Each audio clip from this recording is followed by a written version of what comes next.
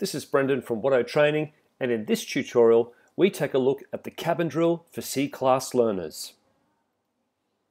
The content of this tutorial is as follows: door, window and mirror controls, seat setup, steering wheel setup, mirrors, blind spots and shoulder checks. Expectations of the student: the learner needs to be able to conduct the cabin drill in order to safely, efficiently and effectively drive the vehicle. Trainer focus: ensure the learner is correctly set up for each lesson. This not only provides driver comfort, it is also a safe practice to follow. Let's take a look at the teaching process. Step 1. Create a clear learning program. 2. Make the material matter. 3. Deliver the session with purpose and passion. 4. Have a learner-centered focus. 5. Reinforce with repetition and feedback. First of all, make sure the door is correctly shut.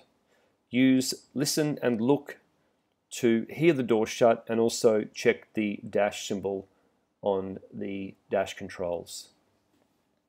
Door, window, mirror controls. The controls that we have on our door are the driver's door power window switch, front passenger's door power window switch, the rear door left power window switch, the rear door right power window switch, window opening and closing, automatic power window up and down, and the power window lock and switch. Let's take a look at the seat controls. There are 4 basic controls to manipulate: forward and back, the seat back angle, the seat cushion height, and the headrest. Let's take a look at each of those a little bit closer. First of all, seat forward and backward. The forward and backward slide adjustment lever is under the front seat. Seat back angle. Lean forward and lift the recline lever on the right of the seat to adjust the angle of the seat. Seat cushion height. Push the lever that is located on the outside of the seat cushion upwards and downwards. And headrest. The headrest helps to protect the head and neck in the event of a collision. Position so that it's in the middle of the headrest is at the same height of the center of gravity of the driver's head. Let's take a look at the seat and steering wheel position. Seating position. To find the correct driving position, sit up straight and keep your shoulders against the seat back. Fully depress the brake and clutch pedals with your feet, and with the pedals pressed, adjust your seat forward so that your legs have a slight bend in them.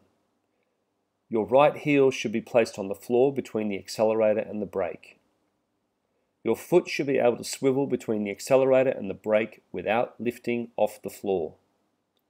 Your left heel should rest on the footrest provided in most vehicles on the left side wall of the footwell. It should be placed here at all times for an automatic vehicle, and when not in use for the clutch in a manual vehicle. Your legs should never be fully straight, as straight limbs are more prone to fractures and breaks during an impact.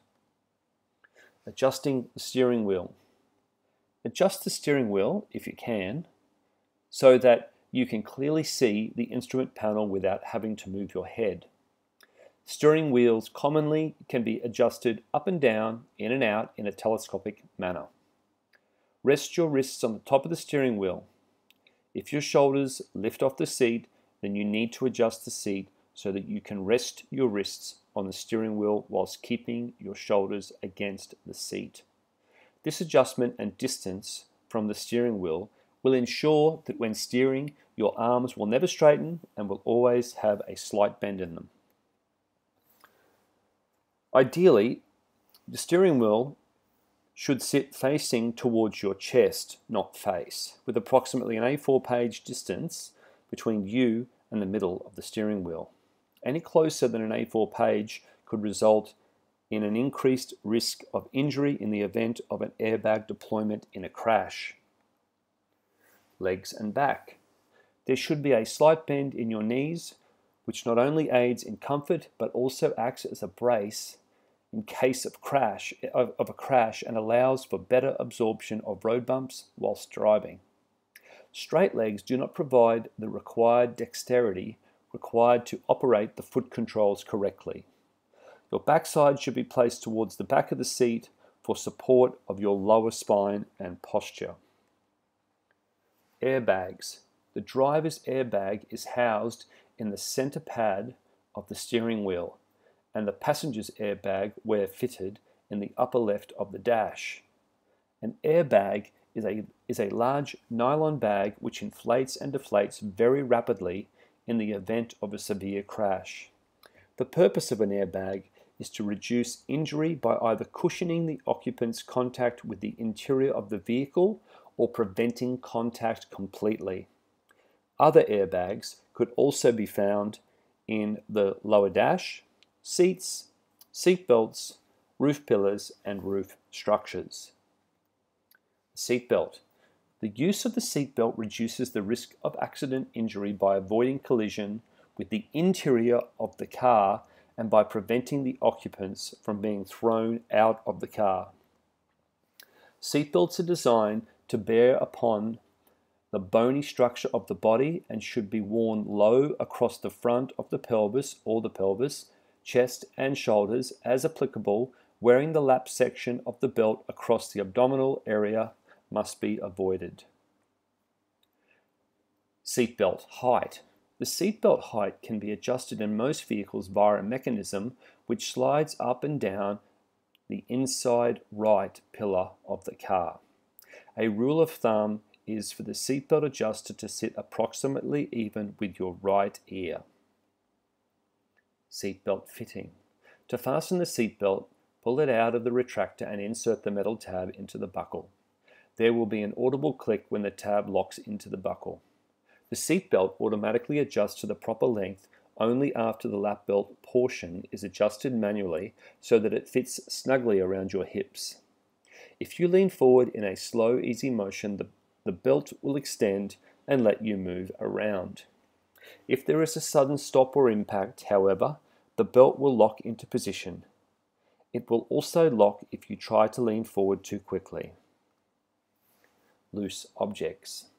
Loose objects in the driver's foot area could interfere with the operation of the foot pedals, possibly causing an accident.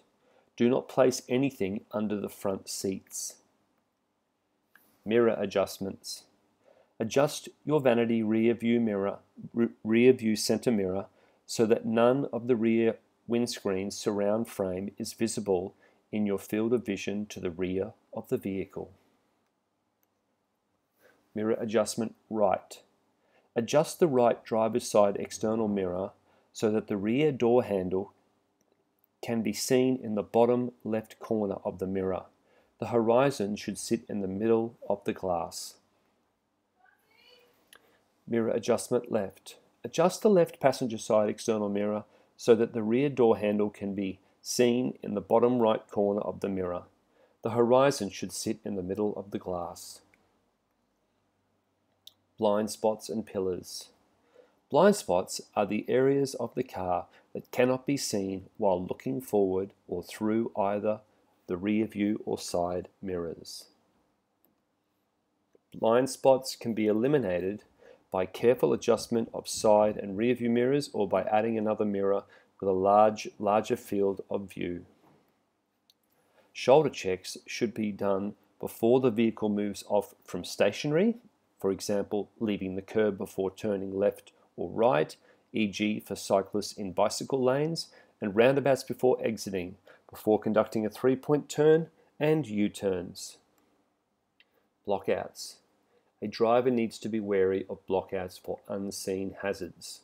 The driver needs to control their speed and lean and look as well as apply the system of vehicle control. Let's take a look at a summary of the seat and steering adjustments. The driver needs to be able to see the gauges. The driver needs to be able to see as far ahead as possible in the traffic. The driver needs to use a heel-toe technique with the right foot. The driver needs bent arms and bent legs. Maximized vision. The learner needs to get maximum vision when driving by looking well ahead and past any other vehicles in front. The learner needs to keep their eyes on the move, scanning the road environment, then the mirrors, the speedometer, and back to the road environment. The learner needs to regularly check the vehicle's gauges, e.g. fuel, temperature, and oil. Finally, how do I check the learner's knowledge and application? You need to ask yourself some questions and you need to see what they can do without any coaching or guidance. So first of all, can the learner ensure the doors are closed? Check that the handbrake is firmly applied. Adjust the seat, head restraint, and steering wheel. Adjust all mirrors. Locate, identify, and be able to use all vehicle controls when driving. Fasten and correctly adjust their seatbelt. And perform all steps in sequence. Thank you for watching. This has been Brendan from Watto Training.